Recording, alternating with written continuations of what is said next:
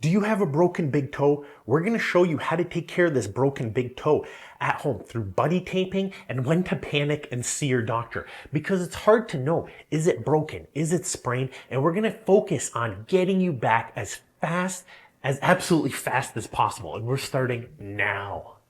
So the best way to tell if you have a broken or a sprained big toe is, number one, if it's open skin, if it's bent like this, if it has open skin, it's probably broken. Go see your podiatrist immediately. If you're looking at your big toe right here and you can see there's nerves and tendons, if you have crippling nerve spasms, if it's 10 out of 10 uncontrolled pain, not getting better, that might mean a nerve injury or some type of compartment syndrome. Go see your podiatrist and get an x-ray.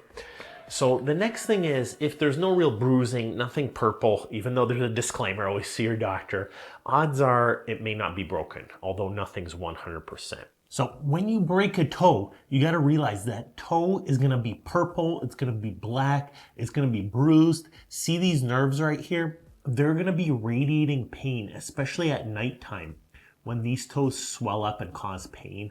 So the only way to know 100% for sure is to look at the bone right here. So that might mean seeing your podiatrist for an x-ray. Although generally if you have a toe that's like deformed or bent up or twisted or black and blue, that tends to say it's more of a fracture than a sprain. So here's what you do. Number one, the problem with the toes moving are, see how easily they can move every time you take a step. That's agitating your broken bone.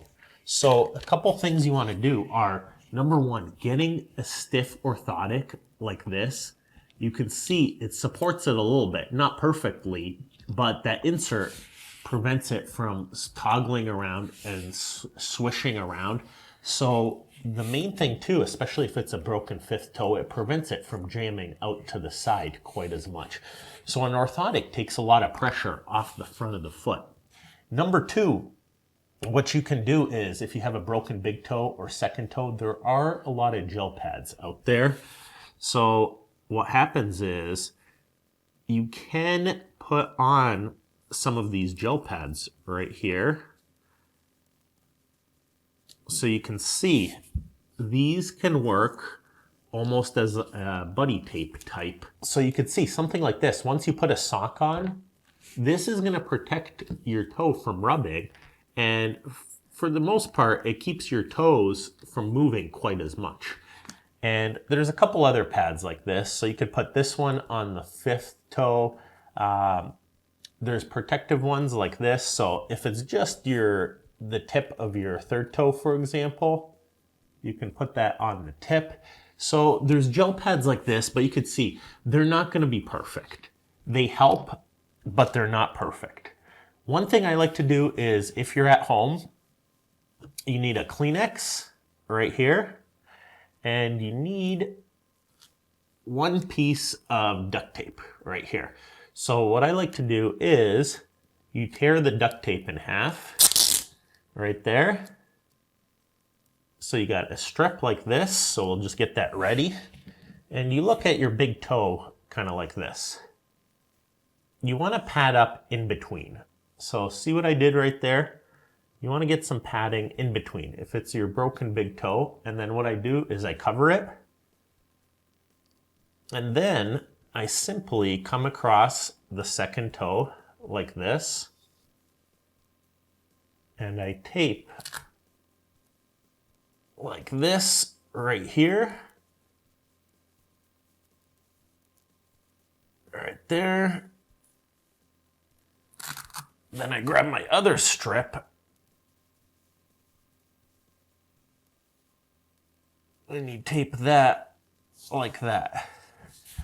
So you can see the toes are taped, so they're a little bit more stable. They're not rubbing against each other. They're not rubbing against the shoe. It's like a little cast. The more you put on there, the better. And you can still see, if you grab your shoe, it still fits inside your shoe, no problem. So it still fits in the shoe. There's still plenty of room right there. The more tape you put on, the more protected it'll be. As an alternative, use these guys right here. You got a bunch of other stuff. But realistically, what I recommend is cast boot or hard stiff insole. The reason I recommend the cast boot is you can see all these tendons right here. They're pulling on those toes every time you take a step, and they're bending those toes. The whole point of the walking boot is that it will stop the tendons to your toes from crossing your ankle and firing there, because all these tendons start on the leg. And at first people seem like it's crazy to wear a boot, but when they're not getting better for weeks or months and their toes are still aching without relief, that's when this makes sense. If you want this to heal as quick as possible, you want to get yourself a walking boot and you want to heal as quickly as possible. So this is reserved for people who aren't getting better or have a major toe fracture that's worse than it seems. So there's a lot of evidence behind stopping the tendons crossing your ankle, and that's the point of the walking boot. So what's the real recommended treatment? Number one, you can see there's all these tendons and ligaments on the bottom and top of your foot. And the problem is when you're walking, they're pulling on your toes because they run across your ankles. That's where an ankle boot really comes in. And that does seem like overkill, but if you need to get better as quick as possible, that is the recommended thing. If you have other problems like instability problems, that boot will get you better quicker. If you need to go to the store and all this kind of stuff and get around, you need to do this kind of stuff. It will protect your foot. So if that's still not doing it, we go over our guide here. A good supportive sock, those gel pads.